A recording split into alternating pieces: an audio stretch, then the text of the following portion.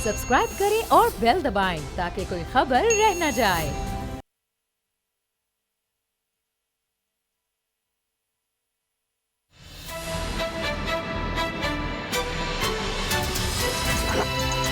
अब पता चला। बिस्मिल्लाहिर्रहमानिर्रहीम, अस्सलाम वालेकुम। मैं हूं मोहम्मद उसामा गाजी और आप देख रहे हैं अब पता चला। नए पाकिस्तान में एहतसाब का अमल पूरी शद्दोमत से जारी है। अपोजिशन समेत खुद हुकूमती खिलाड़ी भी ज़ेरे एहतसाब हैं, लेकिन खतरात के बादलों के साए नून लीग और पीपल्स पार्टी पर ज़्यादा गहरे हैं। पीपल्स पार्टी मोहतात चल रही है, लेकिन मरीम नवाज के हाथ आई नून लीग ने नवाज शरीफ की रिहाई के लिए कानूनी जिद्दोजहद की बजाय मज़ाहमत की राह चुनी है। जज वीडियो स्कैंडल को मरीम नवाज का बड़ा और बाकायदा जवाबी हमला कहना गलत नहीं, लेकिन आसार ये हैं कि मरीम नवाज का ये फैसला पूरी पार्टी पर भारी पड़ रहा है। इस वीडियो स्कैंडल के मरकजी किरदार जज अरशद मलिक ने बाकायदा FIR दर्ज करा दी है, जिस पर कार्रवाई करते हुए FIA ने मुबैना गैर अखलाकी वीडियो बनाने वाले मियां तारिक महमूद को गिरफ्तार कर लिया है।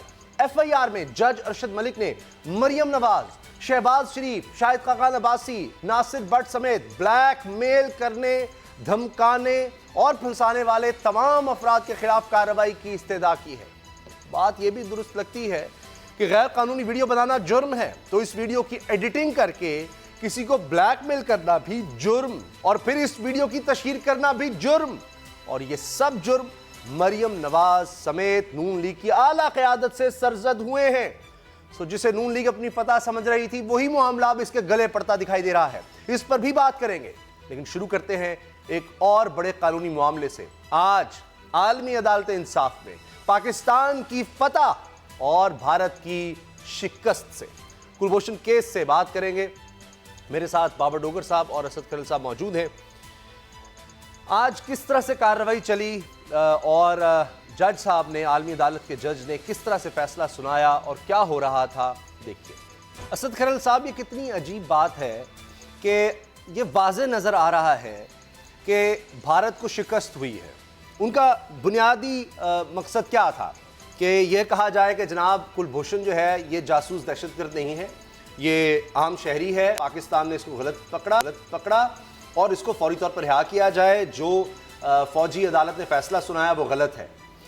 बुनियादी चीज़ ये थी। उसके बाद काउंसलर एक्सेस स्कीम की बात थी। ज़्यादातर उनकी चीज़ें सब रद्द हो गई। यानी ये फैसला नज़र आया कि रिहा नहीं किया जा सकता, भारत के हवाले नहीं किया जा सकता। ये आलमी अदालत कह रही है, पाकिस्तान की अदालत नहीं है। आलमी अदालत जिसमें बड़ा असर और रसूख भी होगा, यकीनन इनकी लॉबिंग बड़ी होगी, सब कुछ होगा। ना वो रिहा हुआ, ना भारत के हवाले, ना फौजी अदालत का फैसला गलत। फिर भी भारत में उनका मीडिया, उनकी हुकूमत ये किस तरह हर चीज़ को घुमा देती है, स्पिन दे देती है और कहते हैं जनाब बड़ा ही को कमाल हो गया। बाद में क्या कौम को ये मुंह दिखाएंगे जब नजर आएगा कि किसी भी सूरत उसको तो रिहा किया नहीं जा सकता। और यहीं पर पाकिस्तान में रिव्यू तो वो तो पहले ही आइन में मौजूद है कि अगर फौजी अदालत का कोई फैसला आता है उसके बाद रिव्यू में जा सकते हैं, वो कुलभूषण पे वो जाए और पाकिस्तान की अदालतों में केस चलेगा। आना पड़ेगा भारत को, सबूत देने पड़ेंगे कि जनाब ये किस तरह से कोई आम शहरी है। वो पासपोर्ट का क्या करेंगे जिन्होंने पासपोर्ट उसको दिया हुआ था, और फिर वो पासपोर्ट आलमी अदालत ने भी कहा कि बिल्कुल सही है और भारत ने उसको डिनाई भी नहीं किया कि हमने इसको 2 पासपोर्ट जारी किए थे। तो सब कुछ तो साबित हो गया। असद खलील साहब, उसामा साहब, एक तो भारत के हवाले से ये मेरे पास सामने लेटर है मिनिस्ट्री ऑफ एक्सटर्नल अफेयर जो है गवर्नमेंट ऑफ इंडिया का, जो अभी आपने जिक्र किया कि बेशर्मी और डिटाई की भी कोई हद होती है। वो कह रहे हैं कि हम वेलकम करते हैं इंटरनेशनल कोर्ट ऑफ जस्टिस के फैसले को। यानी आज का जो फैसला हुआ उसके ऊपर भी वो कह रहे हैं कि हम इसके ऊपर भी वेलकम करते हैं। दूसरी मैं समझता हूँ कि बहुत बड़ी सफारती महाज के ऊपर पाकिस्तान की कामयाबी है। और अगर आज नून लीग की हुकूमत होती तो मैं ये बड़ा बात जो वसूख से कह रहा हूँ कि आज ये केस हम हार चुके होते। आपको ये याद रखना होगा और ये भूले मत कि ये आलमी अदालत इंसाफ में ये केस नहीं जा सकता था। नवाज मोदी गठजोड़ का नतीजा था कि ये मामला आलमी अदालत में गया, और अभी आपने देख भी लिया कि आलमी अदालत ने हमारे हक में फैसला दिया। उन्होंने कुलभूषण कह रहे हैं कि नून लीग में ये होता, ये खुशियां मनाते कि ये अगर इसकी रिहाई हो जाती उस पर खुश होते, और आज हुकूमत होती तो राय की जवाब जो बनाने के लिए जनाब इसको रिहा क्यों नहीं किया गया। आज तो attorney general of Pakistan Anwar Mansoor साहब की सरबराही में जो टीम गई और इमरान खान साहब जो वज़ीर-ए-आज़म पाकिस्तान की, ये खुशकिस्मती है। ورنہ آپ نے دیکھا جب کلبھوشن جادیو کو پکڑا گیا رنگے ہاتھوں اس نے ایڈمیشن کر لیا, اس کی ویڈیو آ گئی, اس نے بتایا کہ وہ کس طرح نیٹ ورک چلا رہا تھا کراچی کے اندر, بلوچستان کے اندر, چابہار کے اندر پیسے کس طرح دے رہا تھا, ملاقاتوں کی پوری ڈیٹیل.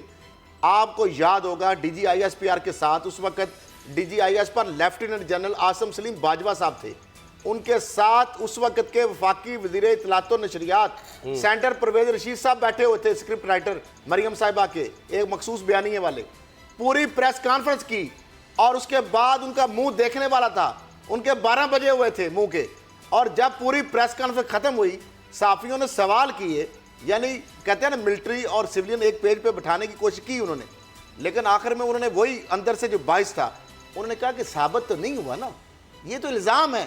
یعنی بھارت کی بیٹھ کے پاکستان کے اور پوری دنیا کے چینل کے سامنے یہ لائیو جو جا رہا تھا انہوں نے ساری کیے کرائے پہ پانی پھیر دیا.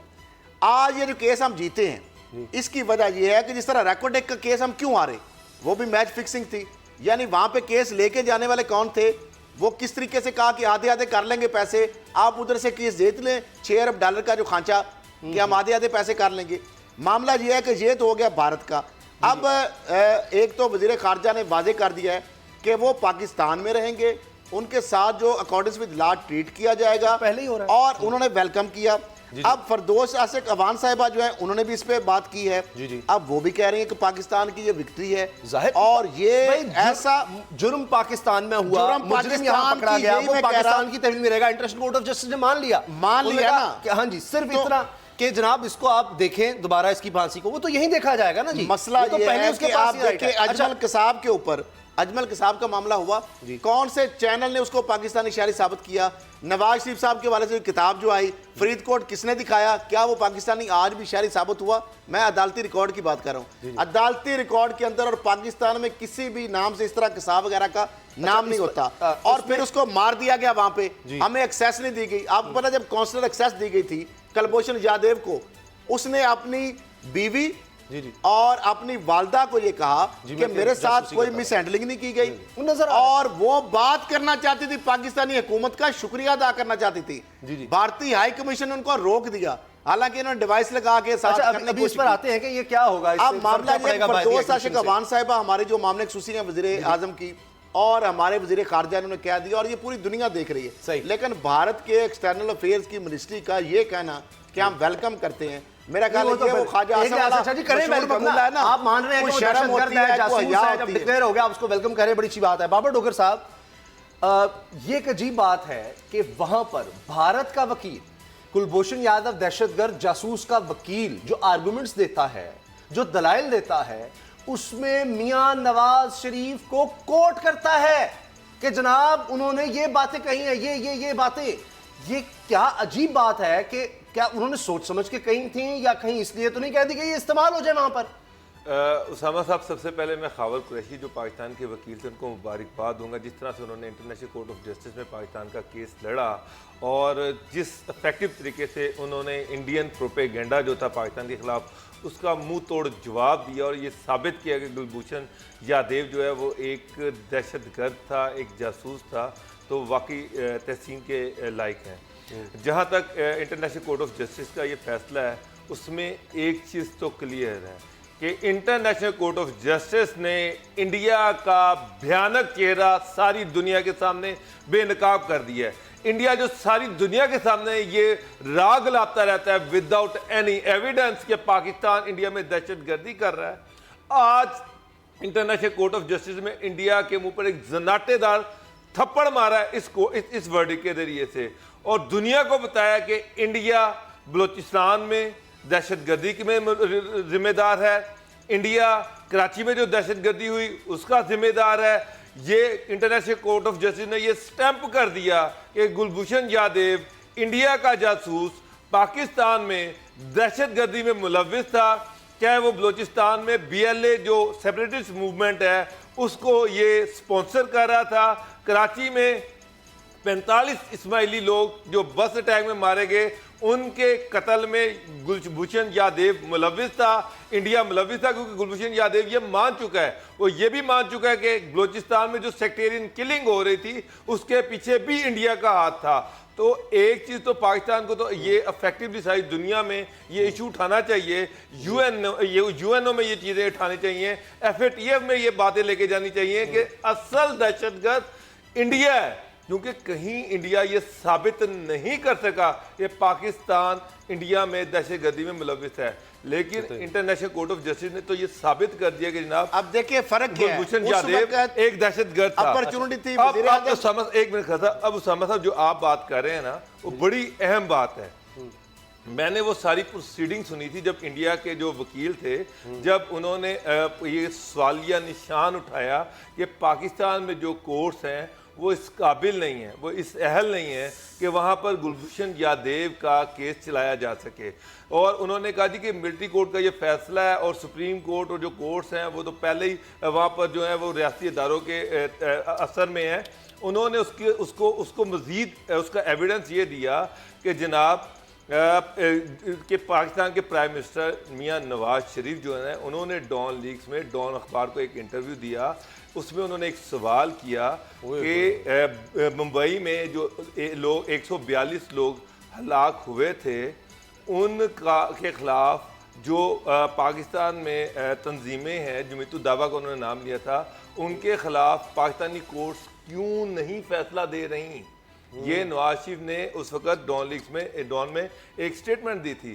مطلب یہ تھا کہ پاکستان کی جو عدالتیں ہیں وہ کسی کے زیر اثر ہیں. یہ پاکستان کو ملائن کیا گیا اور اس سٹیٹمنٹ کو انڈیا کے وکیل نے وہاں پر استعمال کیا اور یہ خدشہ ظاہر کیا کہ گلبھوشن یادیو کے ساتھ وہاں پر جسٹس نہیں ہوگا. لیکن آئی سی جے نے انڈیا کے اس جو الزام تھا اس کو ریجیکٹ کیا اور انہوں نے کہا جی پاکستان کا جوڈیشل جسٹس سسٹم جو ہے بالکل ٹھیک ہے. اور جب انہوں نے کہا کہ اس کو کنسولر ایکسیس دی جائے اور اس کیس کو ریویو کیا جائے, اس کا مطلب تھا کہ یہ ہائی کورٹ یا سپریم کورٹ میں اس کو ٹیک اپ کیا جا سکتا ہے اور پاکستان کے عدالتی نظام پر مکمل اعتماد کا اظہار ہے. اور آئین پر بھی دیکھیں, آئی سی آئی جے جو ہے نا, آئی سی جے وہ تو اعتماد کا اظہار کر رہا ہے, لیکن بدقسمتی یہ ہے کہ ہمارے پاکستان کے اس وقت کے پرائم منسٹر وہ عدم اعتماد کا اظہار کر رہے تھے اپنے سسٹم پہ. اور ڈان لیکس پارٹ 1 اور 2 کا مقصد یہ تھا کہ انڈیا کے لیے بطور سہولت کار کا کردار ادا کرنا. ایز اے پرائم منسٹر ان کی ڈان لیکس جو نکالی گئی اور اس میں یہ ظاہر کیا گیا, تاثر دینے کی کوشش کی کہ انٹرنیشنل کمیونٹی کو, انڈیا کو اپنا کندھا فراہم کیا گیا کہ ہاں جی پاکستان کے جو ریاستی ادارے ہیں, جو سلامتی کے ادارے ہیں, آرمی ہیں, انٹیلیجنس ادارے ہیں, میں بے باس ہوں, اور یہ جو ملیٹنٹ تنظیمیں ہیں جو کرا رہی ہیں دہشت گردی ان کے پیچھے ان کا ہاتھ ہے, حکومت بے بس ہے, پاکستان کی سرزمین استعمال ہوتی ہے, دبئی ممبئی اٹیک کے اندر ہمارے جو ادارے ہیں وہ ملوث ہیں, کالعدم تنظیمیں جو ان کو پشت پناہی ہمارے ادارے کرتے ہیں. یہ وہ بیانیہ تھا جو انڈیا بھی اتنا سخت ہمارے پر الزام لگاتا. ہمارے اس وقت کے وزیر اعظم اور ان کی جو بیٹی ہیں جو ماشاءاللہ مریم صاحبہ, اور جس طریقے سے اس صحافی جو رپورٹر بھی نہیں ہے, سب ایڈیٹر ہے اور اسسٹنٹ ایڈیٹر ہے, جو کیا نام ہے اس کا ڈان کا, جو ہاں جی سیریل المیڈا صاحب کی میں آپ کو بتا دیتا ہوں وہ کتنے اس سے پہلے انڈیا کے دورے کر چکے ہیں. آپ کو پتا ہے ہمارے ویزے نہیں ملتے, میں اور ریکارڈ کہہ رہا ہوں, ہمیں صرف اس لیے ویزا نہیں ملتا کہ ہم مبے وطن پاکستانی ہیں. اس بندے کے ان انٹرویو سے پہلے کتنے بھارت کے دورے تھے, اور اس سے پہلے غیر ملکی صحافی جیسن برگ اور بڑے بڑے صحافی پاکستان میں کن مشنز پہ آتے ہیں. معاملہ یہ ہے کہ یہ جو ایک بڑی فتح ہوئی ہے, اور میں یہ کہہ رہا ہوں کہ اس کے اندر ہماری جس طرح انہوں نے بتایا خاور قریشی کا بڑا کردار ہے, ہمارے ان انٹیلیجنس اداروں کا بڑا کردار ہے جنہوں نے اس نیٹ ورک کو انرتھ کیا. دنیا کی تاریخ میں کوئی نیول کمانڈر اور سرونگ آرمی آفیسر کو کسی دوسرے ملک میں پکڑے جانا, پورا نیٹ ورک انرتھ ہونا, اس کی فنانشل جو ٹیررسٹ فنانسنگ ہو رہی تھی, یعنی انڈیا کی سرزمین جو ہے پاکستان کے خلاف ان کے بندے, ان کی انٹیلیجنس ادارے, ان کی حکومت, ان کے جو نیوی جو حاضر سروس کو پاکستانی نام سے اس کا پاسپورٹ بنایا, کئی مرتبہ دورے کیے. معاملہ یہ ہے کہ یہ اس وقت نواز شریف صاحب نے ڈوزیئر, ان کے پاس اپرچونٹی امریکہ نے لے کے گئے, یو این او کے اندر ڈوزیئر نے لیا, کلبھوشن یادیو کا ایک دفعہ انہوں نے نام نہیں لیا, مذمت نہیں کی. آج عالمی عدالت انصاف نے پاکستان کے جو موقف کی تائید کی, اسی طرح جس طرح انڈیا کو منہ کی کھانی پڑی जब उन्होंने सर्जिकल स्ट्राइक की 27 फरवरी को, हमारा जो सिविलियन क़यादत और मिलिट्री क़यादत आज जो जिस तरीके से अपने केस पूरी दुनिया के अंदर हम सुरखरू हो रहे हैं, मैं समझता हूँ ये एक और बड़ी अचीवमेंट है और इंडिया के मुंह के कालक माल दी गई है। एक बात के ये जो काउंसलर एक्सेस की बात हुई है बाबर डोगर साहब, इससे क्या हासिल होगा? सब दुनिया को तो पता लग गया कि आईसीजे भी कह रहा है ये जासूस है, दहशतगर्द है, इसकी रिहाई नहीं हो सकती। उसामा साहब, इससे कुछ भी नहीं मिलेगा। बस ये है कि इंडियन मीडिया को, इंडियन गवर्नमेंट को अपनी खिफत मिटाने के लिए, अपनी शर्मिंदगी मिटाने के लिए ये एक टूल मिल गया है जिससे वो शायद ये कह सकते हैं, अपनी आवाम को मुतमईन कर सकें कि देखें ये हमारी अचीवमेंट थी।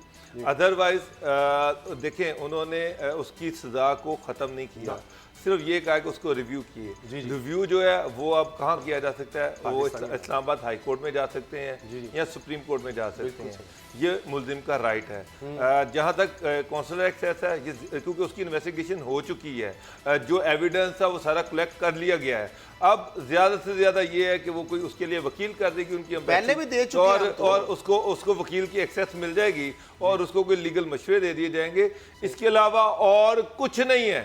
वो गुलभूषण यादव चाहे वो हाई कोर्ट जाए या सुप्रीम कोर्ट जाए, जो एविडेंस वो मान चुका है, जो वो ये मान चुका है कि वो पाकिस्तान में दहशतगर्दी में मुलव्विस रहा है, वो जो ये मान चुका है, आपने उसको इंडोर्स कर दिया है, उस चीज को इंडोर्समेंट अपनी वो सख्त मोड़ कर दी उसके ऊपर। तो ये सिर्फ और सिर्फ इंडिया के लिए मेरा ख्याल है कि थोड़ी बहुत फेस सेविंग दी गई है इंडिया को, अदरवाइज इसकी कोई अहमियत नहीं है काउंसलर एक्सेस। लेकिन एक और चीज ये भी हुई है कि फौजी अदालत का फैसला और फौजी अदालतों में जो प्रोसीजर है उसको भी समझा गया कि बिल्कुल सही है। ये भी एक बहुत बड़ी बात है यहाँ पर। जिस तरह देखिए, इंडियन जो वकला की टीम थी, उन्होंने सबसे पहले फौजी अदालतों को ऑब्जेक्ट किया।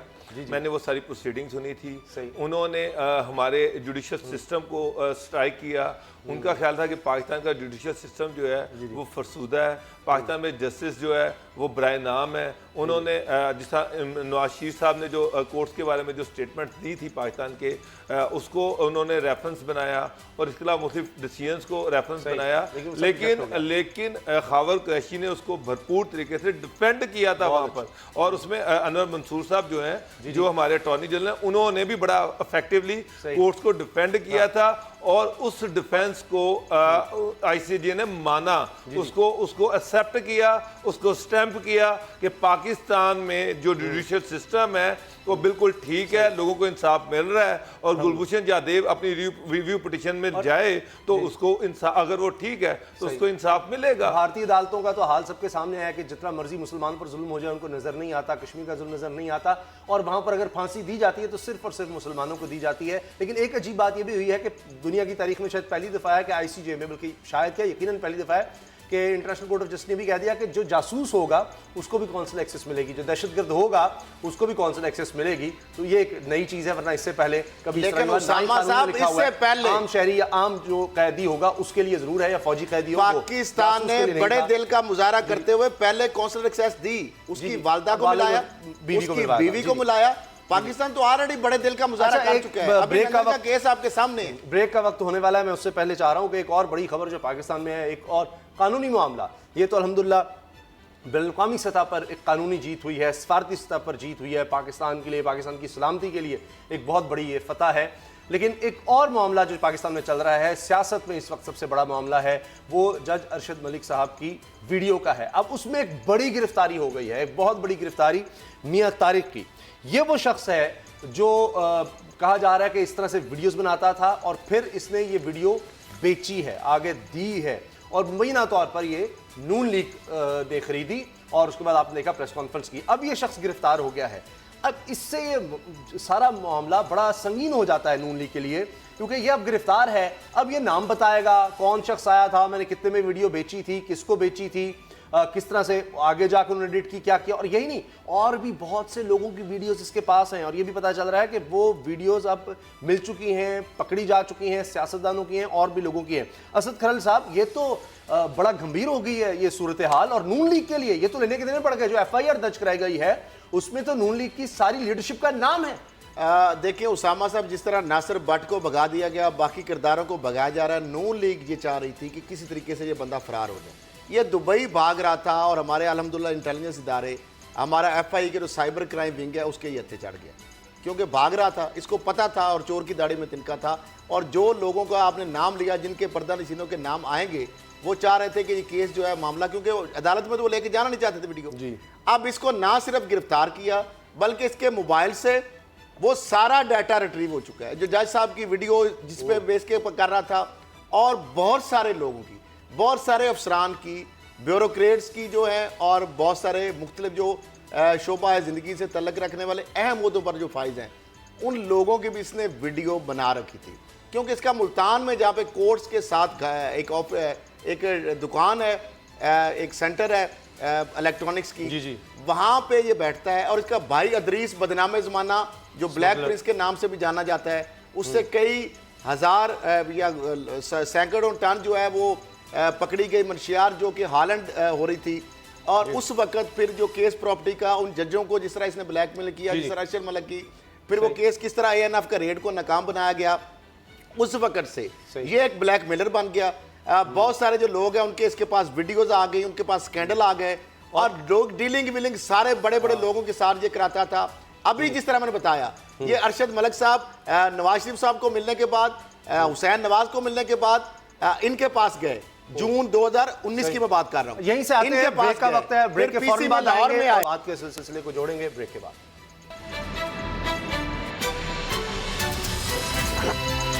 अब पता चला।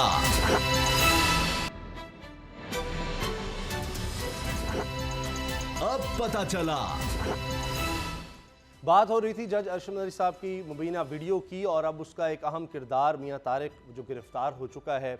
बाबर डोगर साहब, अब FIR दर्ज हो जाए, उस पर कार्रवाई भी शुरू हो गई है। अगर मियां तारिक महमूद ने नाम बता दिए कि किस शख्स को इसने ये वीडियो बेची थी, किस तरह दी गई, फिर तो कड़ी से कड़ी मिल जाएगी। और इस वक्त मुझे लग रहा है कि सारी लीडरशिप नून लीग की बुखला चुकी है कि ये तो लेने के देने पड़ गए।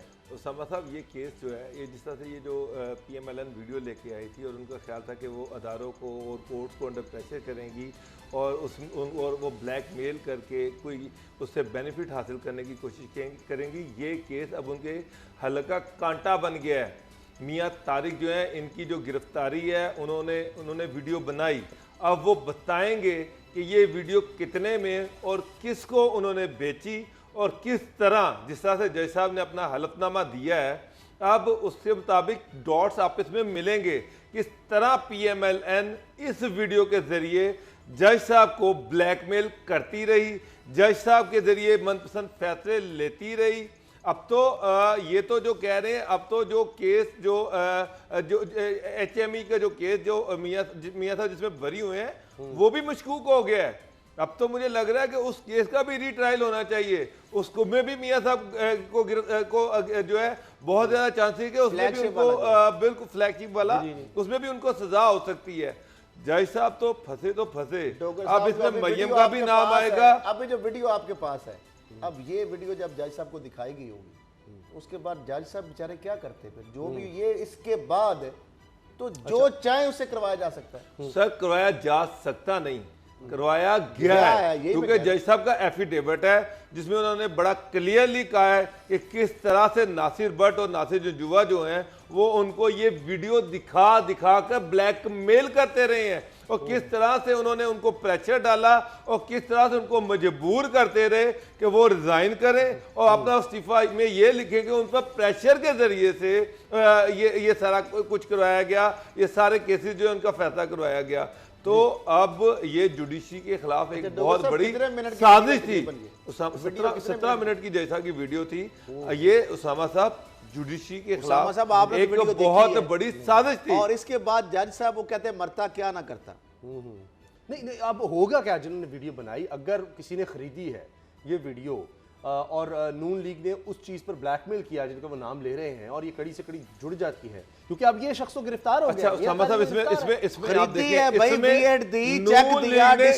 बेशर्मी के साथ, कितनी ढिठाई के साथ वो ये इंप्रेशन देने की कोशिश कर रहे हैं कि अदारों ने ये वीडियो दिखाकर जज साहब को प्रेशर में लेके आई, हालांकि सिचुएशन इससे बिल्कुल बिल्कुल बरक्स है कि मियां तारिक से ये वीडियो किसने खरीदी, कितने पैसों में खरीदी, उसके बाद किसने जज को ब्लैकमेल किया, کہاں کہاں پر بلیک میل کیا, کہاں کہاں پر ان کو مجبور کیا گیا. یہ ویڈیو دکھا کر ان کو مجبور کیا گیا کہ میاں نواز شریف سے ملیں. یہ ویڈیو دکھا کر ان کو مدینے لے کے جایا گیا جہاں حسین نواز سے ملایا گیا. تو اس ویڈیو کے ذریعے سے جج کو بلیک میل کرنے کی کوشش کی گئی, اپنی مرضی کے فیصلے لینے کی کوشش کی گئی. تو یہ جوڈیشری کو بدنام کرنے کی ایک سازش تھی, یہ اداروں کو بدنام کرنے کی ایک سازش تھی.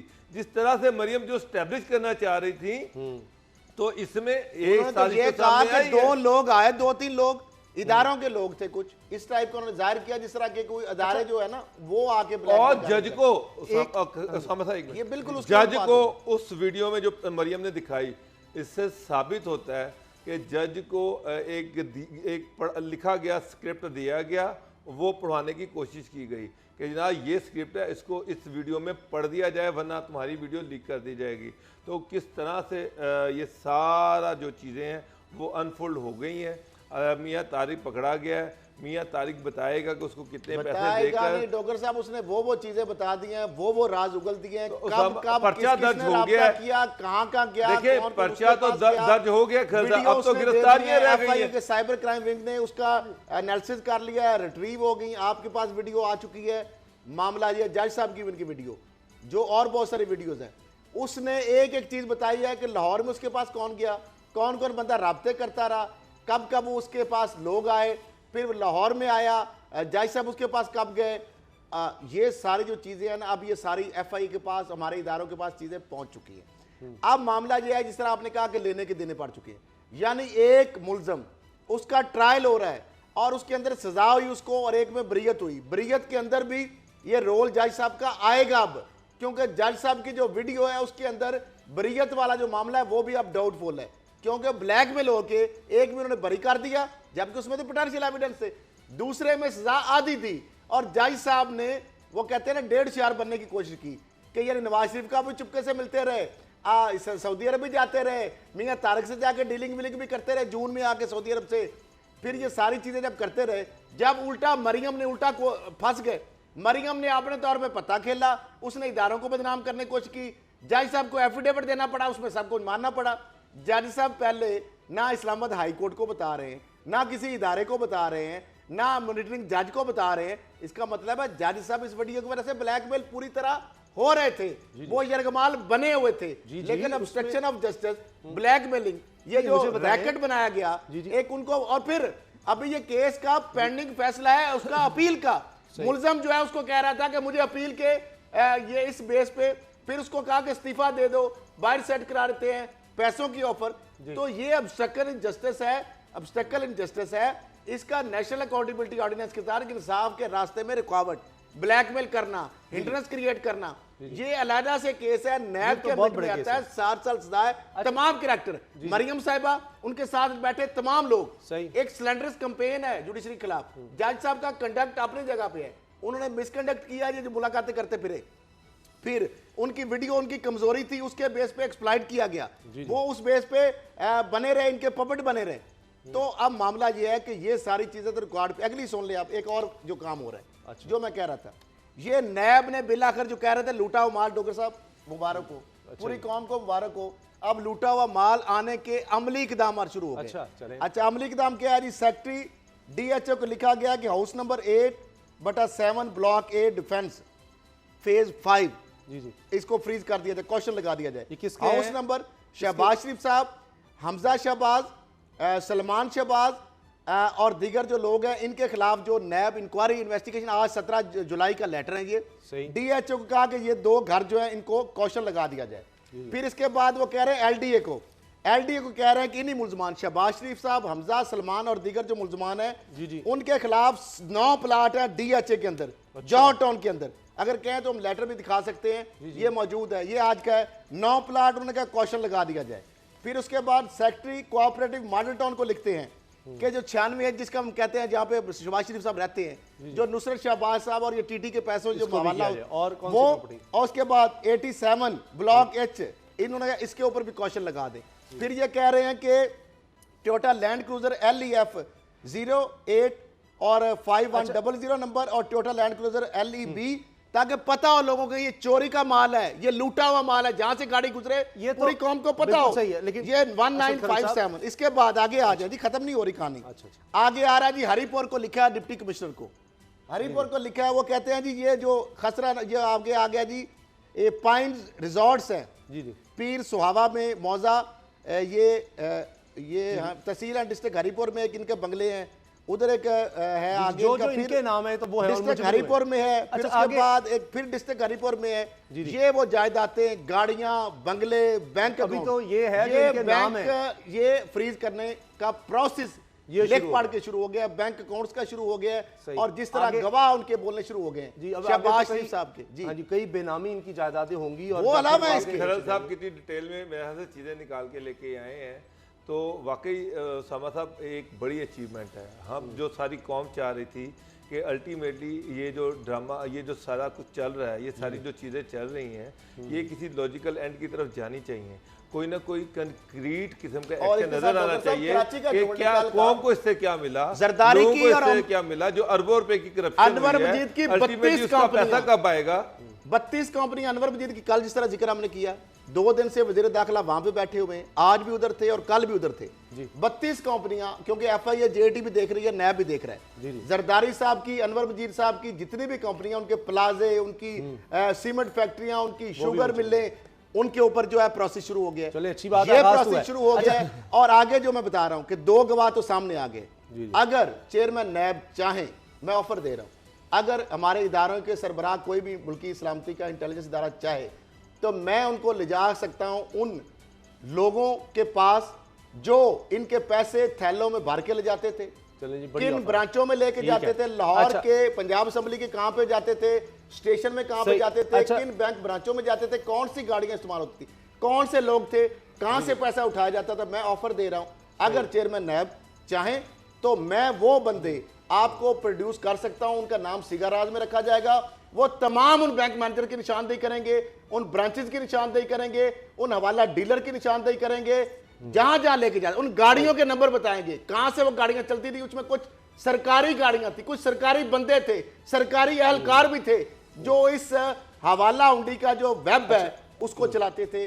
اب یہ وہ ساری چیزیں جو اب ان کے زرداری گروپ ہو, یہ شریف مافیا ہو, اب ان کے کچے چٹے سامنے آنا شروع ہو گئے ہیں, اور قوم کو جو بات تھی, جو ہمارا مطالبہ تھا, میرا خیال آپ اس طرف ہم بڑھنا شروع ہو گئے. چلیں آخر میں چند منٹ اب باقی ہیں بابر ڈوگر صاحب.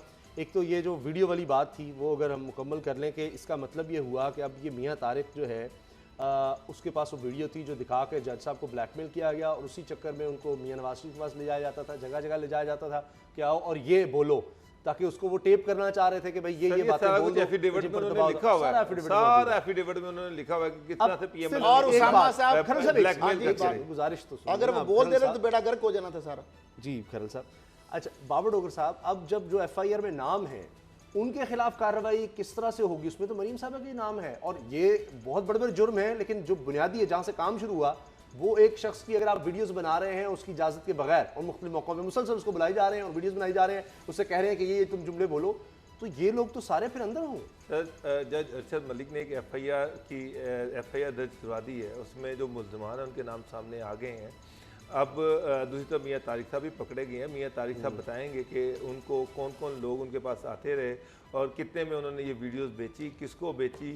ناصر جنجوعہ صاحب جو ہیں وہ تو, اگر میرا مطلب ناصر بٹ صاحب نہیں ہے تو ناصر جنجوعہ صاحب تو یہی ہیں, ان کو پکڑا جائے گا, ان کو اریسٹ کیا جائے گا. پھر اس میں وہ مریم نواز جنہوں نے جو اس کی اینڈ بینیفیشری تھیں, جنہوں نے ایک پریس کانفرنس کے ذریعے سے جوڈیشری کو ملائن کرنے کی کوشش کی, اداروں کو ملائن کرنے کی کوشش کی, ایک جھوٹی ویڈیو کی بنیاد پر ان کو اریسٹ کیا جائے گا, ان کو پکڑا جائے گا. اور ان کے ساتھ جو لوگ بیٹھے تھے, جس میں شہباز شریف بھی شامل تھے, اس میں شاہد خاقان عباسی بھی تھے, وہ سارے لوگ جو ہیں جنہوں نے اداروں پر ایک مرتبہ پھر ایک بے بنیاد حملہ کیا, جس میں وداؤٹ اینی ایویڈنس, بلکہ ایک جھوٹے ایک غلط ایویڈنس کے ذریعے ان پر اداروں کو ملائن کرنے کی کوشش کی.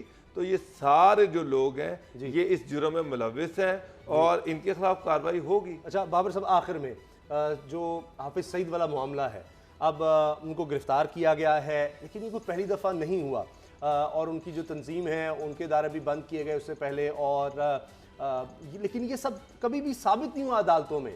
اب پھر یہ کہا جا رہا ہے اوپر سے ٹرمپ کا وہ ٹویٹ بھی آ گیا ہے کہ جناب پریشر کی وجہ سے یہ کیا گیا ہے, اور بڑی زبردست بات ہے, یہ تو 10 سال سے اس کے پیچھے تھے اور یہ پکڑا نہیں جا رہا تھا. ان کو کسی کو پتہ ہی نہیں کہ کتنی دفعہ جیل, دفعہ ہاؤس ریسٹ, سب کچھ ہوتا رہا یہ حافظ سعید صاحب کے ساتھ. بابر ڈور صاحب. جی خیر صاحب, سوری اسامہ صاحب, دیکھیں ہم ساری دنیا میں آئسولیٹ ہو کے نہیں رہ سکتے.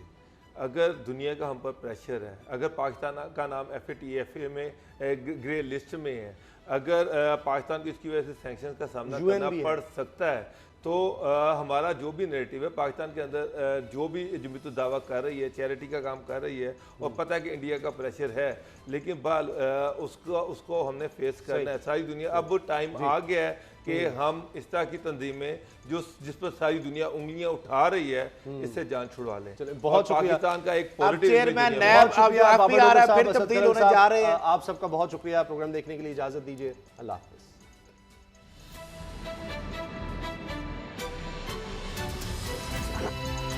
अब पता चला.